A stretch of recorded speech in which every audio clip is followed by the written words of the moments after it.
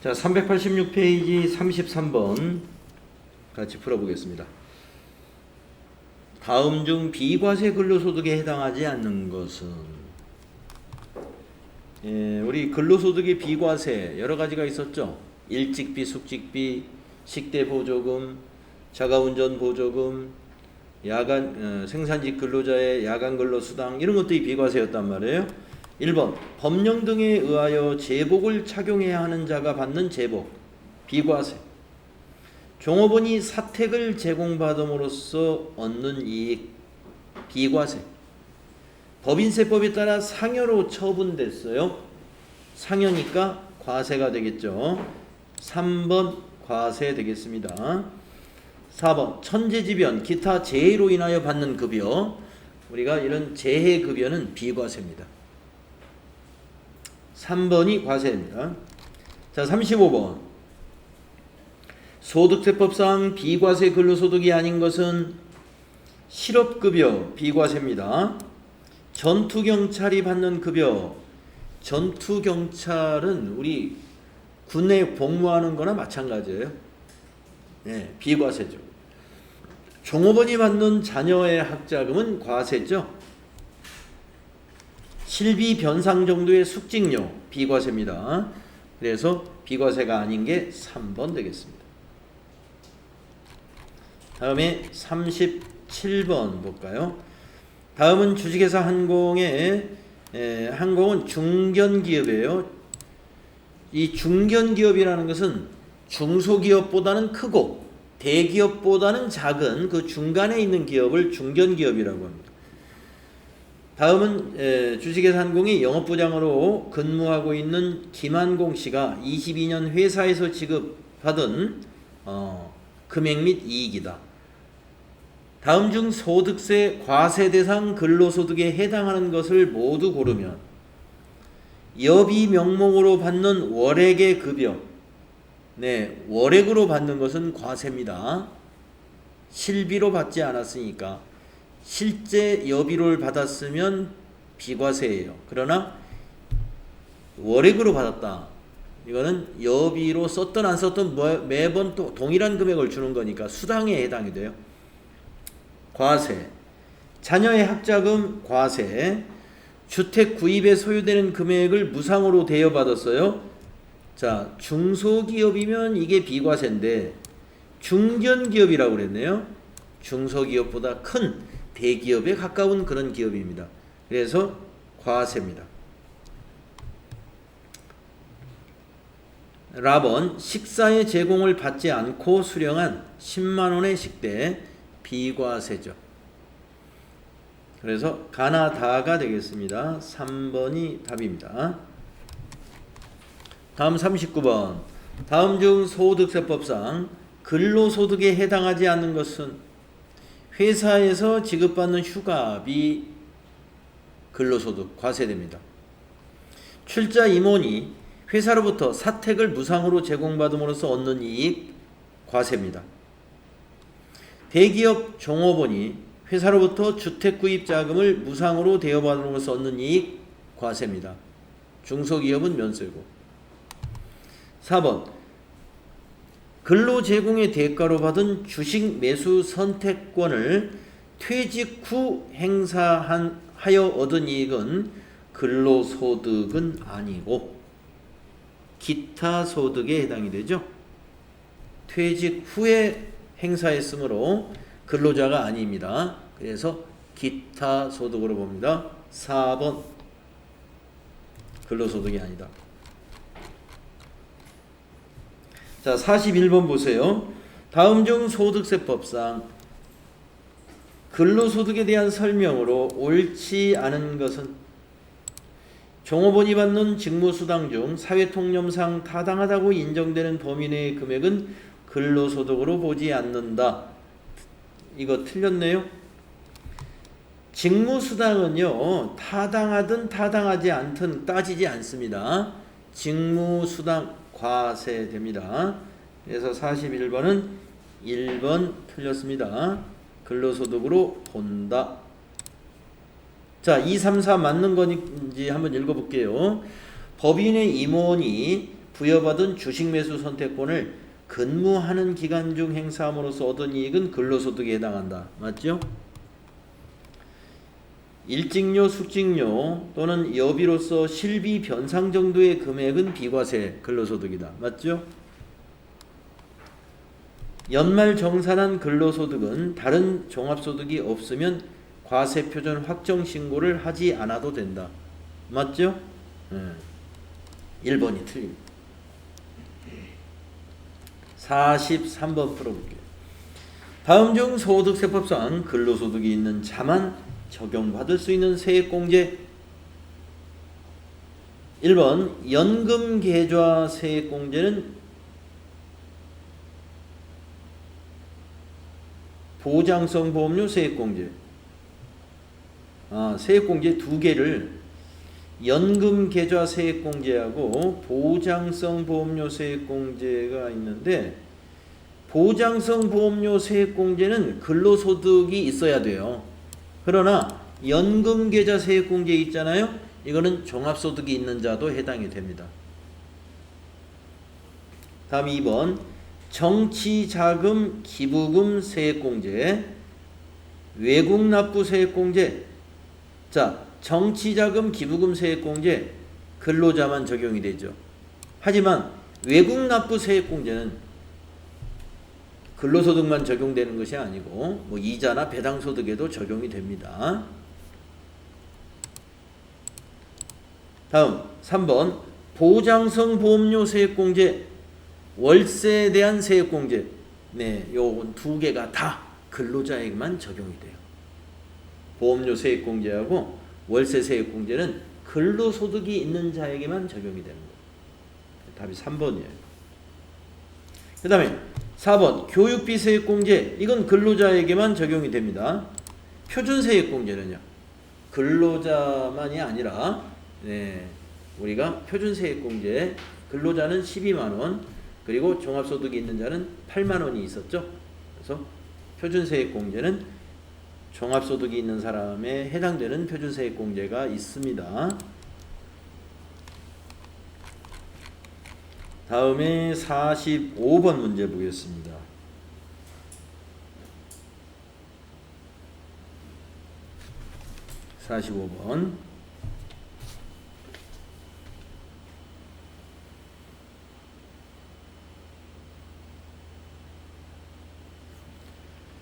다음은 거주자 김한공 씨가 주식회사 한공으로부터 수령한 소득자료입니다. 이를 이용해서 김한공 씨 총 급여액을 계산하면 얼마냐? 총 급여액은 비과세와 분리과세는 빠지는 거예요.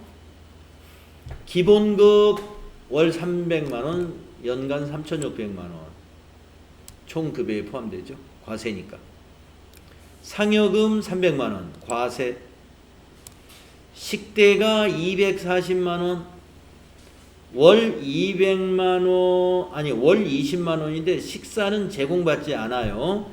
그러면 식대는 월 10만원까지만 비과세거든요. 그러면 120만원은 과세니까 총 급여에 포함시켜야죠. 120만원. 라번 본인 차량을 업무 수행에 이용하고 회사의 지급 기준에 따라 받는 차가운전 보조금 월 30만원이네요. 월 20만원까지가 비과세예요. 그러면 여기서도 120만원은 과세죠. 이걸 더하면 됩니다. 자, 이 4개를 더해보세요. 3,900에다가 240을 더합니다. 3,900에다가 240을 더하니까 3번이죠. 4,140만원이다. 다음 47번 보세요. 다음 중 근로소득의 귀속 시기로 옳지 않은 것은? 근로소득으로 보는 퇴직위로금. 퇴직위로금은요, 퇴직소득으로 봐야 돼요. 아니구나. 귀속시기를 물어보는군요. 자, 근로소득으로 보는 퇴직위로금. 퇴직위로금은 네, 근데 근로소득으로 본다 그랬네요. 그렇다면 지급받거나 지급받기로 한 날, 네, 맞습니다. 그 다음에 잉여금 처분에 의한 상여. 그러면 처분이 결의된 날을 수입시기로 봐야 됩니다. 3번 인정상여. 이거는 근로를 제공한 날이에요. 네, 근로를 제공한 날. 3번 틀렸습니다. 급여. 근로를 제공한 날. 인정상여나 상여도 근로를 제공한 날을 봅니다. 여러분 상여라는 것은 보너스를 말하는 거예요. 상여금.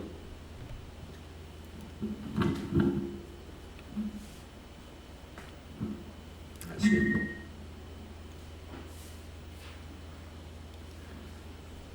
다음은 49번 문제 보겠습니다. 다음 중 소득세법상 일용 근로자에 대한 설명으로 옳지 않은 것은 1. 15만 원을 한도로 근로소득 공제를 적용한다. 맞죠?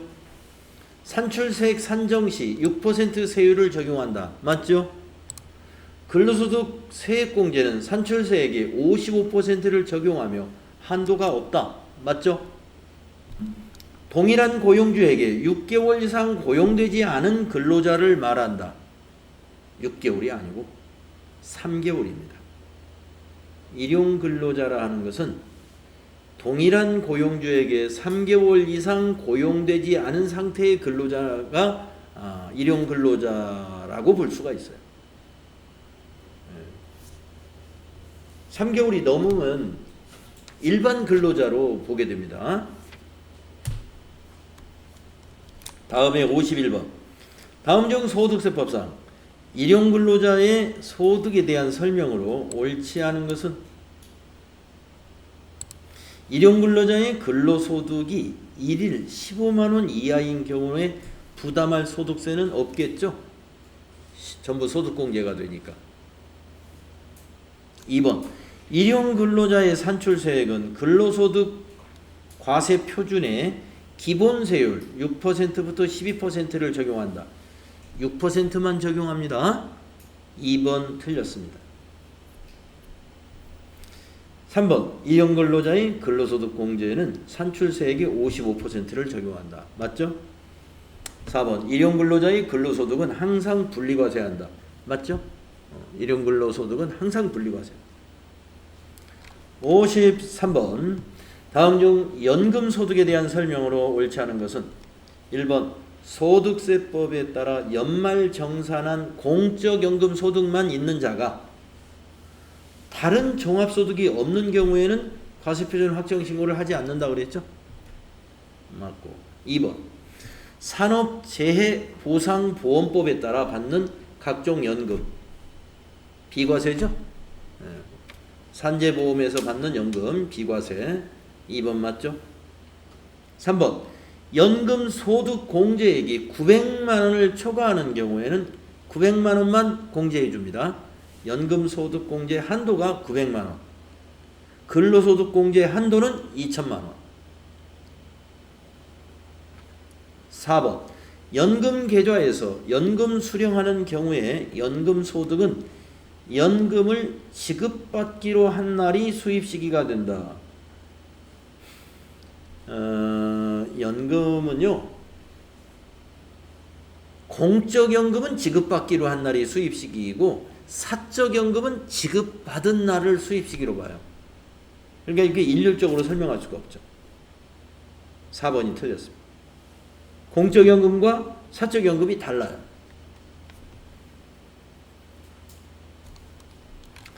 다음에 55번 보세요. 다음 중 연금소득에 대한 설명으로 옳지 않은 것은 1번 연금계좌에서 연금 수령하는 경우에 연금소득은 연금 수령한 날이 수입시기가 된다. 예, 연금계좌라고 했기 때문에 사적연금입니다. 그래서 수령한 날이 수입시기 맞습니다. 2번 연금 소득 공제액이 900만 원을 초과하는 경우에는 900만 원만 공제하죠. 3번 공적연금 소득만 있는 자는 해당 공적연금 소득을 종합소득 확정신고해야 한다. 안 해야죠. 3번 틀렸습니다. 산업재해 보상법에 따라 받는 각종 연금은 비과세 연금소득에 해당한다. 맞죠? 자, 57번 보세요. 다음 중 소득세법상 연금소득에 대한 설명으로 옳지 않은 것은 1번 공적연금만 있는 자가 다른 연금소득이 없는 경우에는 과세표준 확정신고를 하지 않아도 된다고 그랬죠. 네, 맞았고 2번 공적연금 소득은 공적연금 관련법에 따라 연금을 지급받기로 한 날을 수입시기로 하죠. 맞았고 3번 연금소득 공제액이 900만원을 초과하는 경우에는 900만원만 공제하죠. 4번 공적연금 관련법에 따라 받는 일시금은 연금소득으로 과세한다. 일시금을 받았으면 연금소득이 아닙니다. 퇴직소득으로 봅니다. 공적연금 관련법에 따라 받는 일시금 퇴직소득으로 봐요. 네. 그래서 4번 틀렸습니다. 59번 문제 보세요. 다음 중 무조건 종합과세되는 기타소득으로 옳은 것은 종합과세되는 기타소득 뇌물 같은 거예요. 자, 사적 연금 불이백과 운용 수익을 연금 외에 수령한 소득이다. 네. 이것은 조건부예요. 300만 원이 넘으면 종합과세, 300만 원까지는 분리과세입니다. 조건부. 서와 골동품 양도에서 발생한 소득은 무조건 분리과세입니다. 이건 무조건 분리과세. 3번 인적 용역을 일시적으로 제공하고 받는 소득. 예. 이것도 인적 용역을 일시적으로 제공하는 게 뭐 강연료라든가 이런 것들이거든요. 예. 이거 조건부예요. 조건부 종합과세. 자, 4번 알선 수재, 배임 수재에 따라 받은 금품 무조건 종합과세합니다. 4번이죠. 그래서 다음 61번 다음의 기타 소득 중 최소한 총 수익 금액의 80%를 필요경비로 인정하는 것이 뭐가 있겠느냐. 뇌물 필요경비 인정 안 합니다. 복권 당첨금은 80% 안 돼요. 실제 복권 매입한 금액만 필요경비로 인정. 3번 위약금과 배상금 중 주택입주 지체상금 이것이 80% 필요경비를 인정받죠.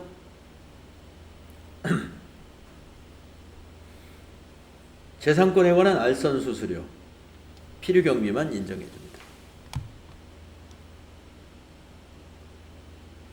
다음 62번 다음 중 소득세법상 자 여러분 요거 아까 61번에서 총수익 금액의 80%를 필요경비로 인정해 주는 게 요 위약금 주택입주 지체상금 말고 한 가지 더 기억나는 거 없어요?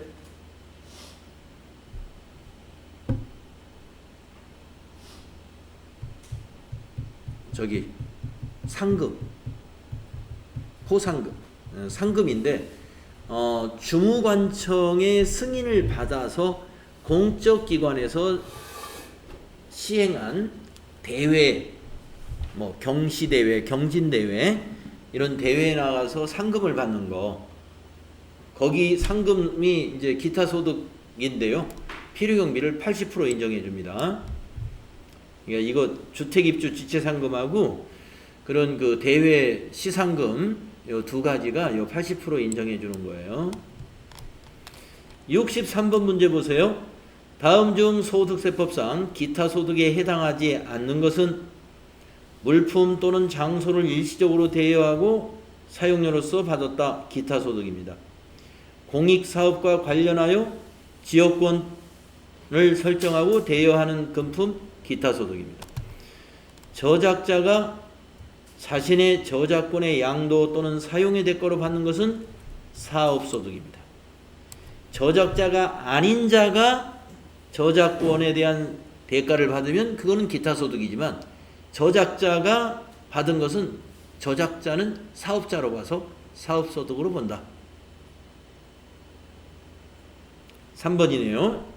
기타 소득 아닌 게. 4번 계약의 위약 또는 해약으로 인하여 받은 위약금 기타 소득이죠. 65번 문제 보세요. 다음 소득세법상 기타 소득에 해당하지 않는 것 복권 기타 소득입니다. 물품을 일시적으로 대여하고 사용료로 받았어요. 기타 소득입니다. 재산권에 대한 알선 수수료 기타 소득입니다. 저작자 또는 음반 제작자가 저작권의 양도 또는 사용의 대가로 받았다. 아까 어떤 문제에서 나왔죠? 61번에서 이거 사업소득입니다. 그래서 해당하지 않는 건 4번이 되겠어요. 다음 67번. 다음 자료는 거주자 김한공 씨 2022년 귀속 소득 내역입니다. 김한공 씨의 종합과세가 되는 기타 소득 금액이 얼마인가요? 단 실제 소요된 필요경비는 확인되지 않는다. 위약금으로 받는 주택입주지체상금. 네. 주택입주지체상금은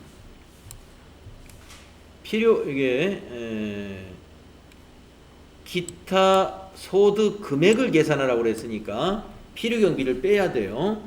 자, 300만원에서 80%가 경비니까요. 소득 금액을 계산할 때는 20%만 봐야 됩니다. 60만원 되겠습니다. 80%가 240이니까 60만원이 소득 금액이에요. 다음 상훈법의 법률에 따라서 받는 것은 비과세. 네, 비과세니까 하나도 없어요. 소득 금액을 없는 걸로 보는 거예요. 비과세하고 분리과세는 빼는 거라고 그랬죠? 비과세. 그 다음에 4번. 고용관계 없이 다수인에게 강연을 하고 받은 대가로 받은 강연료. 네, 이거 기타 소득이죠. 그런데 800만 원에 대해서 여러분 강연료는 필요경비 몇 퍼센트 보는 거죠? 기억날 텐데 60%입니다. 60%니까 소득 금액은 40%예요. 40%. 60% 빼면 40%. 48에 32 320만 원이 소득 금액입니다. 그 다음에 라번 골동품을 박물관에 양도하고 받은 대가 비과세예요. 네, 비과세. 여러분 서화 골동품을 박물관이 아니라 서로 개인 간에 사고 팔았으면 분리과세예요. 그것도 분리과세. 비과세는 아니지만 분리과세. 그런데 박물관에다가 이거 무상으로 주는 게 아니구나. 예, 양도했으니까 팔았다는 거예요. 200만 원 받았네요. 분리과세. 예, 서화 골동품 거래는 분리과세입니다. 자, 그러면은 이제 더해 볼까요? 더해 보면은 여기 60만 원 있었고 여기 320만 원 있죠? 380만 원이 되겠습니다. 답은 2번이다 이거예요. 2번. 박물관에 양도하는 거 있죠? 무상이든 아니면 대가를 받았든 다 비과세입니다. 박물관에다 파는 것은. 아까 여기 상훈법에 따라 받는 상금도 비과세였잖아요. 비과세가 요 두 개예요. 라번도 비과세. 자, 왜 380만 원인지 이해 가셨죠? 다음 69번 문제 보세요. 다음 중 이자 소득의 수입 시기에 대한 설명으로 잘못 연결된 것은 이랬습니다. 통지예금 인출일입니다. 저축성 보험의 보험 차익은 그 받은 날이에요. 지급일 맞고, 무기명 채권의 이자와 할인액, 무기명 채권은 받은 날입니다. 지급받은 날, 약정에 따른 것이 아니에요. 기명 채권은 약정에 따라 받기로 한 날인데, 그래서 3번 틀렸습니다. 실제로 지급받는 날이 수입시기다라는 것. 그 다음에 4번 환매 조건부 채권들은 증권의 매매 차익은 약정일에 의한 환매 수익. 네, 그렇게 알아두시고 3번이 잘못됐습니다. 다음 71번 다음 중 소득세법상 사업소득의 수입 시기에 대한 설명으로 옳은 것은 시용판매. 시용판매는 구매자에게 상품을 인도하는 날로 볼까요? 아닙니다. 시용판매는 구매자가 구매 의사를 표시한 날을 수입시기로 봐야 돼요. 다음에 2번 금융보험업에서 발생하는 이자 실제로 수입한 날이 수입시기다. 금융업에서 발생한 이자는 언제가 이게 맞았어요. 수입한 날이 수입시기예요. 그래서 이게 맞았고 3번 인적 용역 제공은 용역의 대가를 실제로 지급받은 날을 수입시기로 한다? 아닙니다. 이것은 용역을 제공한 날이에요. 용역을 제공한 날입니다. 그 다음에 이게 제공이 완료된 날, 용역 제공이 완료된 날이에요. 그 다음에 4번 자산의 임대소득은 계약에 의하여 지급이 정해진 경우 실제 지급받은 날이 수입시기다. 계약에 의해서 정해졌잖아요. 그러면 계약에 정해진 날이에요. 약정주의를 따르는 거죠. 계약이 돼 있으면 그 약정한 날을 수입시기로 보는 게 원칙입니다. 정해진 날이다. 그래서 2번이 맞았다 이겁니다. 다음에 종합소득공제 및 세액공제 문제로 넘어가서요. 1번부터 보겠습니다. 다음 중 종합소득공제에 대한 설명으로 옳지 않은 것은 근로소득자 본인의 저축성 보험료는 공제 대상이다? 아니죠.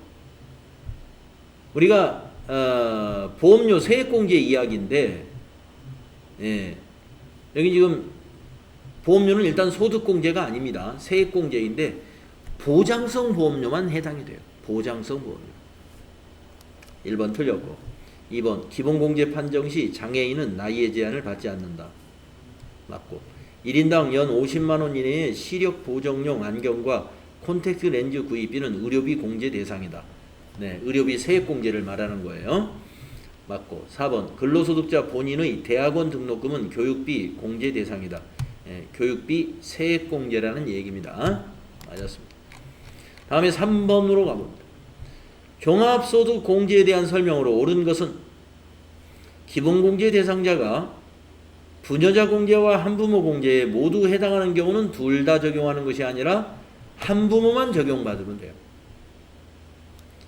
2번 계부나 계모는 직계존속이 아니므로 실제 부양하는 경우에도 공제 대상이 아니다. 대상입니다. 계부나 계모도 친부, 친모하고 똑같은 조건에 해당이 됩니다. 3번 장애인은 나이와 소득에 관계없이 소득에는 관계가 있죠. 나이에는 관계가 없지만 3번 틀렸죠? 소득은 있으면 기본공제 대상자가 될 수 없기 때문에 소득에 관계가 있습니다.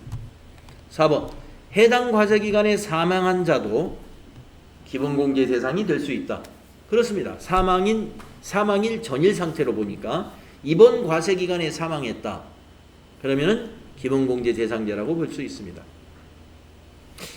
그러면 1월 1일 날 사망했으면 어떻게 됐을까요? 1월 1일 날 사망했으면요, 이번 과세기간에 단 하루도 살아있는 날이 없었죠. 해당이 안 돼요. 네, 왜냐하면 사망일 전일 상태로 본다라고 했단 말이에요. 그러면 1월 1일 날의 전일은 지난 과세기간이에요.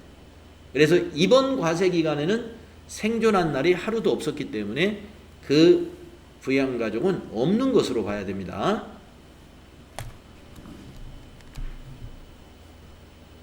다음에 5번으로 가보겠습니다. 사업소득자인 왕건이가 왕건 씨가 22년 12월 31일 현재 부양하고 있는 가족은 다음과 같다. 이 중 왕건 씨의 2022년 귀속 소득세 신고 시 소득세법상 기본공제 대상자가 될 수 있는 사람만 모은 것은 단 부양가족은 모두 소득이 없는 사람이다. 자, 22년 10월 31일에 배우자하고 이혼했어요. 이혼한 사람은 안 된다고 그랬죠. 예, 대상자 아닙니다. 나번 주거 형편상 별거하고 있는 모친 75세 기본공제 됩니다. 22년 1월 2일에 사망한 아버지 76세 아버지, 네, 60세 만 60세 넘었고 1월 2일이에요. 1월 1일이면 안 되는데, 예, 기본공제 대상자입니다. 미국에 유학 중인 19세 자녀, 예, 기본공제 대상자예요. 그래서 4번 7번 보세요.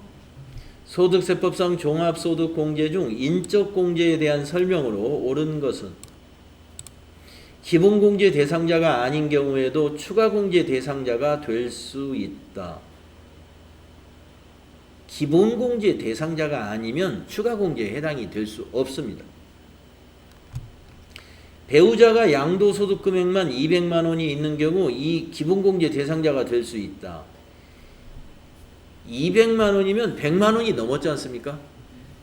이 100만 원 초과하는 소득이 있는 걸로 보는 거예요. 양도소득, 퇴직소득을 다 포함해서. 3번 해당 과세기간 중 20세가 된 직계비속은 기본공제 대상자가 될 수 있다. 네, 과세기간 중에 20세, 만 20세까지지 않아요? 만 20세까지 될 수 있죠. 그 다음에 4번 기본공제 대상자가 장애인인 경우 100만 원을 추가로 공제한다. 100만 원이 아니고 장애인 추가 공제는 200만 원입니다. 틀렸죠. 9번 문제 보겠습니다. 다음 중 종합소득 공제에 대한 설명으로 옳은 것은 이랬어요. 기본공제 대상자인 직계 존속이 70세 이상인 경우 1인당 200만 원의 경로우대 공제가 적용된다. 경로우대 공제는 100만 원입니다. 소득이 없는 직계비속이 해당 과세기간 중 20세가 된 경우에는 기본공제 대상자에 해당하지 아니한다. 왜요? 20세까지는 기본공제 대상자죠. 3번 우리사주 조합원이 우리사주를 취득하기 위하여 우리사주 조합에 출연한 금액은 연 400만 원을 한도로 공제한다. 네, 맞습니다.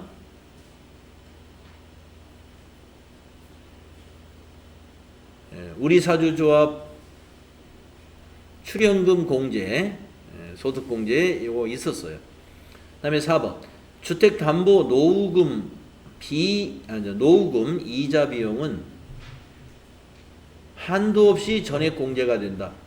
네, 한도 있습니다. 소득공제를 해주는데 한도 있습니다. 네, 한도 금액은 지금 기억이 안 나는데 한도가 있어요. 3번이 옳은 것입니다. 다음 11번 다음 중 소득세법상 종합소득공제에 대한 설명으로 옳지 않은 것은 장애인은 기본공제 적용 시 나이 제한을 받지 않는다. 장애인은 나이 제한은 없어요. 소득만 없으면 되죠. 2번 입양자와 그 배우자 모두 장애인이면 그 배우자도 기본공제 적용 대상 부양가족이 될 수 있다. 맞죠? 3번 사업소득 금액 50만 원과 근로소득 금액 60만 원이 있는 배우자에 대해서는 배우자 공제를 받을 수 있다. 어디 볼까요? 사업소득 금액 50만 원 더하기 일용직이 아닌 근로소득 금액 60만 원 두 개를 더하면 100만 원이 넘었어요. 110만 원이므로 받을 수 없습니다. 기본공제 대상이 아닙니다. 3번 옳지 않아요. 4번 공제 대상 부양가족이 있고 종합소득 금액이 연간 3천만 원 이하인 배우자는 공제 대상 부양가족이 있고 종합소득 금액이 연간 3천만 원 이하인 배우자가 없는 여성 세대주는 부녀자 공제 받을 수 있죠. 네, 4번은 맞았습니다. 3번이 틀린 거. 13번. 다음 중 소득세법상 인적공제의 설명으로 옳지 않은 것은 기본공제 대상자 1인당 150만 원이 소득공제된다. 맞죠? 과세기간 종료일 전에 사망한 경우 해당 연도에는 인적공제 적용 대상에 제외된다. 아닙니다. 예, 해당됩니다. 2번이 옳지 않다. 3번 인적공제 대상자 판정 시 장애인은 나이의 적용을 받지 않는다. 맞고 직계 비속은 항상 생계를 같이 하는 부양가족으로 본다. 맞죠? 15번 문제 보세요. 다음은 주식회사 한공에 근무하는 거주자 한공혜 씨 22년도 근로소득에 대한 연말정산 관련 자료입니다. 종합소득 공제 중 인적공제액은 얼마인가요? 자, 이런 문제를 따질 때는 먼저 기본공제 대상자가 몇 명인가를 카운트합니다. 누가 기본공제 대상자인가? 네, 카운트를 해봅니다. 자, 한공에 일단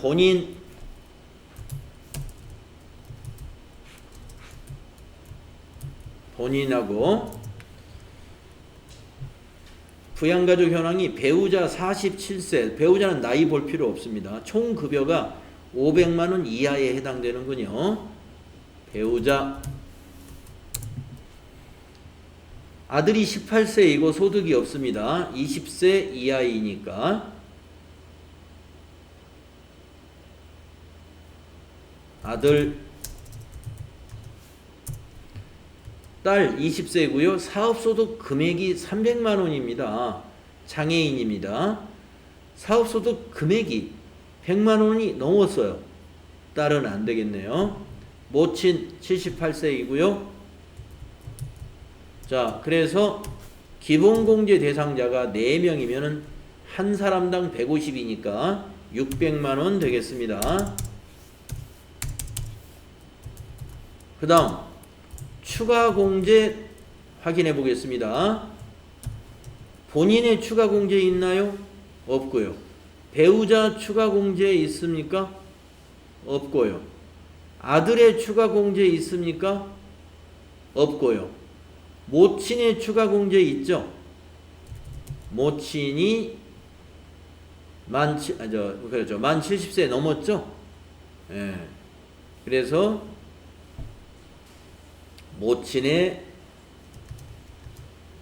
70세 이상 100만 원씩이죠. 추가 공제 100만 원을 더하면 됩니다. 그러면 답은 2번이다 이거예요. 700만 원 소득 공제 계산하시면 된다.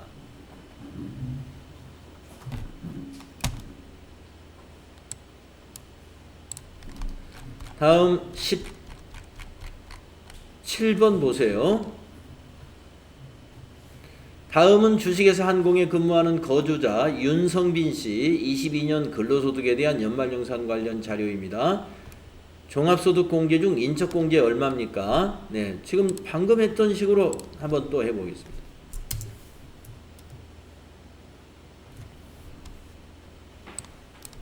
이 데이터를 보고 우리가 판단을 해야 되는데, 자, 먼저 본인은 무조건 넣어야 됩니다.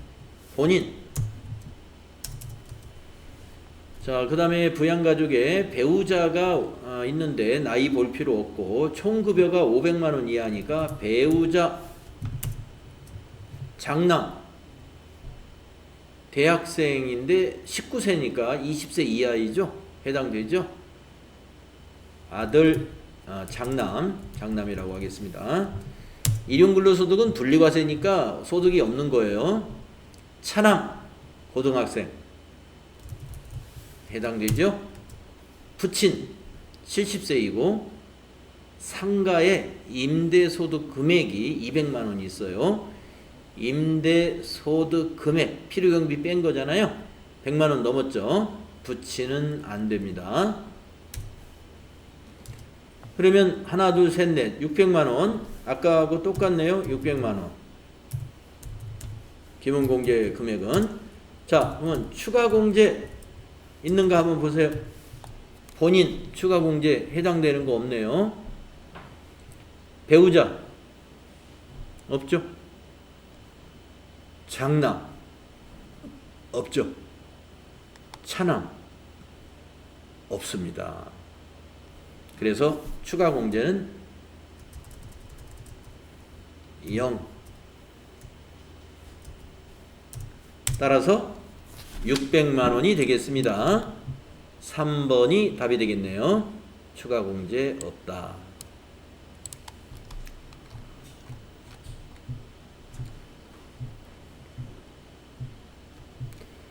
자, 19번까지 하고 우리 쉬었다 하겠습니다. 다음 자료를 이용해서 거주자 김한공 씨의 22년도 종합소득 과세표준 계산 시 공제되는 인적공제액을 계산하면 얼마인가? 네, 똑같은 문제예요. 인적공제. 자, 항상 맨 먼저 본인 세야 돼요.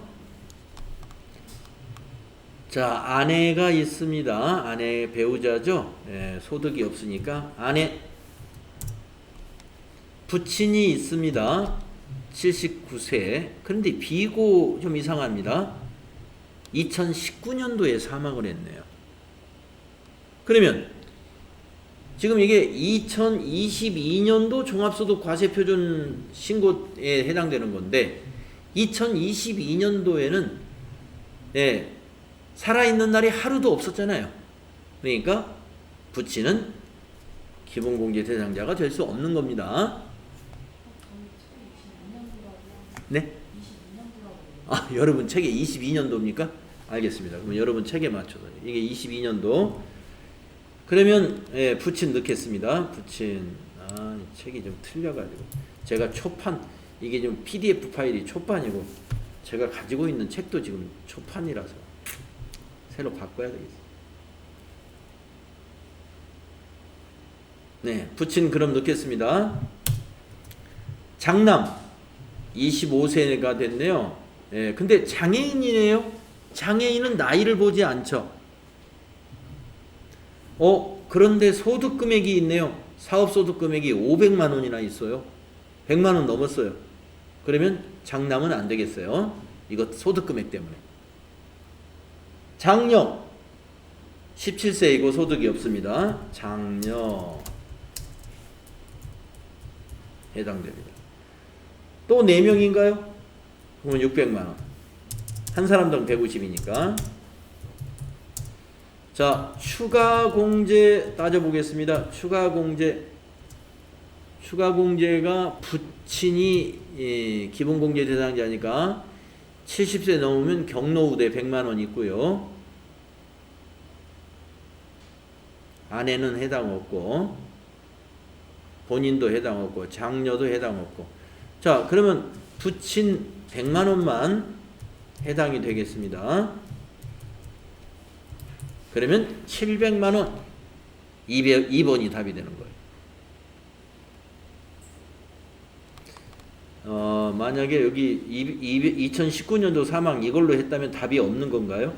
여기서 150을 빼면 부친의 150을 빼면은 450에다가 그 다음에 부친이 기본공제 대상자가 안 되면 추가 공제도 없으니까 450이 보기에 있어야 돼요. 그러면 보기에 없네요. 450이. 그러니까 이건 2019년도로 문제를 내면 답이 없는 거예요. 그래서 2022년도로 이걸 고친 것 같습니다. 그래서 답이 2번이 되겠다.